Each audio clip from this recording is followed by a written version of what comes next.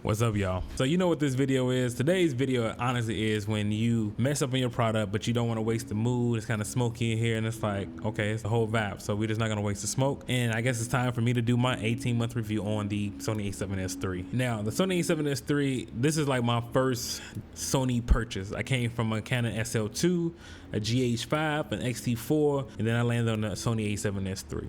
My first full frame camera, my first full frame body, my first time having great autofocus, my first time having great low light. What are my thoughts? How, you know what I'm saying? How has it helped push my career? I would say the first way the Sony A7S III has furthered my career is honestly just because of its pure image quality.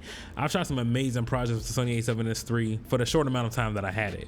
I mean, from documentaries to interviews, corporate videos, college recruitment videos. I think I said documentaries, wedding films, like music films, like you name it. I have put some miles in this camera and it has not broken a sweat yet. The only thing I will say about the camera that I had to do within my time of having this camera within 18 months was sending it into Sony to get the LCD repaired. It was getting real loose, and I know it was a common problem for most YouTubers who talked about it, like Peter L. him, and he had to replace his like twice. I was kind of, upset, but I'm like, all right, I've had it for a little bit of time. I'm not really tripping too much. It is what it is. And since I had the Sony A7S III, and then also with purchasing a K3M adapter, which we're recording audio through now, and which, by the way, we're filming on an A7S III, I've been able to land jobs that I couldn't have got on the X-T4, maybe on the GH5, but nah, not really, because they wanted a full frame body. But I've been able to land jobs I wouldn't have gotten with those other cameras, and it's actually gotten me to be flown out to different states and different countries. Yeah, your boy. Yeah, I got some miles on me. I be out here. I be traveling for work.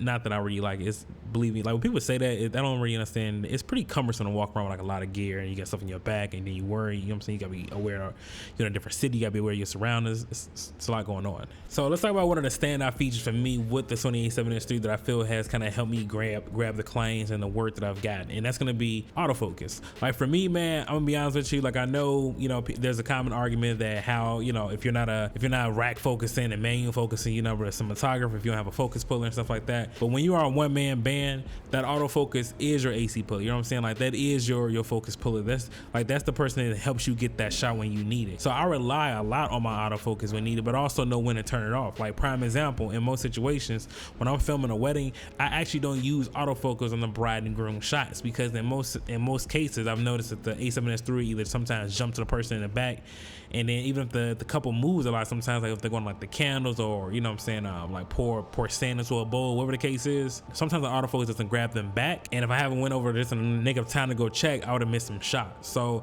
even though I use autofocus a lot, I don't depend on it like for every single thing, but it is clutch to have it when you need it for push-in shots, for tracking shots. Like these are shots that I could not have done on my GH5 or Fuji X-T4. If you haven't already, if you filmed the video, please give it a thumbs up. It helps the channel out. Thank you.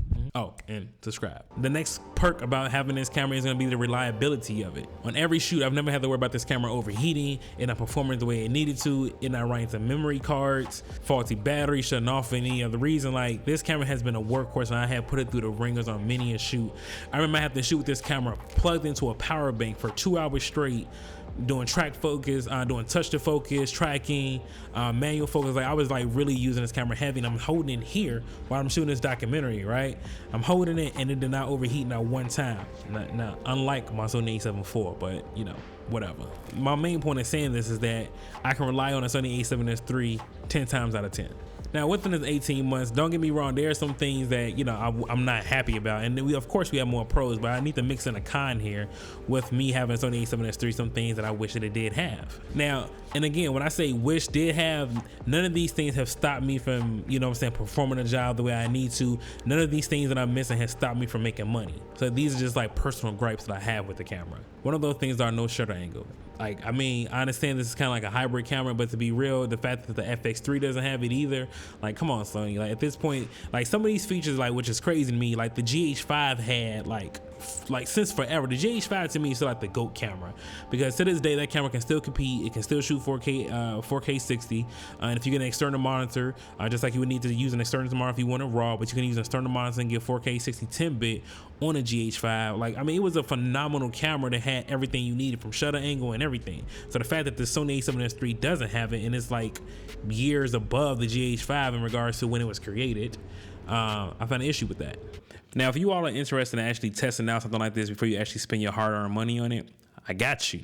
Lens Rentals actually gives me a coupon code to give you 15% off your rental. So I'm a huge proponent of renting your products before you actually buy them. So use my coupon code at Brooks15 at lensrentals.com. Get you 15% off your next rental. Another thing is lack of support. Honestly, Sony hasn't really been doing too much far in regards to updates. Like, to me, the fact that the Sony A7 IV has things like variable shutter, where you can dial in your shutter more, so you don't have to worry about the flicker, the shutter closing on the sensor, focus breathing compensation. Like, there's a lot of things that this camera is missing, and I just feel like it's just being overlooked because they're trying to impress, or they're trying to grab more attention with their cinema line FX3. But it's like, Sony, I paid for this camera, fam. Like, I need you to. There's still some quirks in here that you can work out. Now, back to another con. Now, this is not a huge issue, but it's just more so becoming an issue now that and it's still not really an issue, but it's like my GH5 had it. I feel that you should have it. And that's like a little, I missed a little cable excerpt that you could have at the bottom of the battery door. So if you still want to keep your battery door closed, but you want to put like a dummy battery in there, you can still have it and feed the cable to that little slide. I mean, I don't know if it's because you want to make the camera more weather sealed this way or whatever case is, Sony, but to me, that's like, come on, man. Like, especially if this is like, if you all know that people shoot movies with your Sony A7S line, they've done it before, why not kind of give it features for people who are trying to rig up their cameras and still want that battery door there because they don't want it just exposed like that? Like, I know I don't. I feel like that's just something like, that's a small thing you could have added. Now, this next pro, I don't necessarily know if it's like a pro of the camera itself, but I kind of feel like it is, so we're gonna give it a pro. And that's gonna be the Sony A7S III with the K3M adapter. Now, I say this is a pro of the camera because of the hot shoe mount, you know what I mean? I'm able to get the K3M adapter and get professional sound and audio like you hear now. And to be honest, because I had this specific piece of equipment, I've been able to get jobs that I wasn't able to get without it. Case in point, when I went to Boston, I think I went like oyster shucking in Connecticut or Boston, wherever I was. I went hiking in Maine. Like, I've been able to like shoot some cool stuff because of this one piece of equipment. I kid you not. They asked if I had a C70 or just a camera that had XLR hookup. And again, this is just like a little bonus tip for you all to think about. When someone asks you, do you have something, and you know something that you can get because you don't want to turn down this job, say yes, you have it. And that's exactly what I did. When they said like, hey, do your camera have an XLR hookup? Yes, it does. You know what I mean? Yes, it does. So because of that, I had a phenomenal time. I got some great clients, made some great relationships. And that's gonna be it for me. I don't want to make this video too long. I just wanted to give you all my thoughts and my opinions about after having this camera for so long. If I would still recommend it in 2022, yes, I would. Now I know some people are gonna be like, man, but the camera doesn't have 8K, doesn't do raw internal and all that. Like, to be honest, for the clients that I'm shooting for, like, they don't care about that. Like, they really don't. As long as my image still looks good, I'm gonna continue to have work. And you know why? Because people like me. There's so much more to running a video production company other than the gear that you have. You also have to be likable, and people have to actually want to work with you. People are gonna work with the people they like the most, not the one who they remember with the most gear. Just kind of keep that in mind. So can an A7S III still make you tons of money, make you 6 figures a year? Yes, it can.